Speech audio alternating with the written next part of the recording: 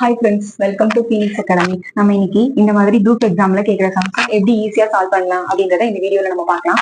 Okay, இந்த மாதிரி ரூட்டுக்குள்ள number எல்லாம் கொடுத்துட்டு இதோட மதிப்பு என்ன அப்படின்னு சொல்லிட்டு கேட்டிருக்காங்க. ஸோ இந்த மாதிரி கேட்டு இந்த மாதிரி ஆப்ஷன் கொடுத்தாங்க. இந்த மாதிரி சம்ல நம்ம முதல்ல பார்க்க வேண்டியது ஆப்ஷன்ஸ். ஸோ ஆப்ஷன் பாருங்க, ஃபர்ஸ்ட் ஆப்ஷன் 5 அப்படின்றது கொடுத்துருக்காங்களா. ஸோ என்ன நம்பர் கொடுத்துருவாங்களோ அதே நம்பரோட மல்டிபிள் பண்ணிக்கோங்க. இப்போ வந்து இங்க 5 கொடுத்துருக்காங்க. அப்ப நான் என்ன பண்றேன் அப்படின்னா 5 × 5 is equal to 25.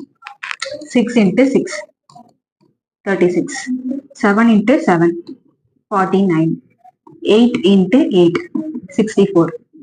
So answer வந்துருச்சா? இப்போ என்ன பண்ணணும் அப்படின்னா இந்த ரூட்ல இருக்க முதல் நம்பர் என்ன அப்படின்றத பாருங்க, 43. அப்ப 43க்கு நியரஸ்ட், அதாவது இப்ப நமக்கு வரப்போற ஆன்சர் பிளஸ்ல இருக்கிறனா, இங்க எல்லா ரூட்லயுமே வந்து பிளஸ்ன்றது கொடுத்துருக்கனால நமக்கு வர ஆன்சர் இந்த முதல் நம்பரை விட ஜாஸ்தி அதிகமா தான் இருக்கும், அதிகமான நம்பரா இருக்கும். 43க்கு நியரஸ்ட் நம்பரா இருக்கும்.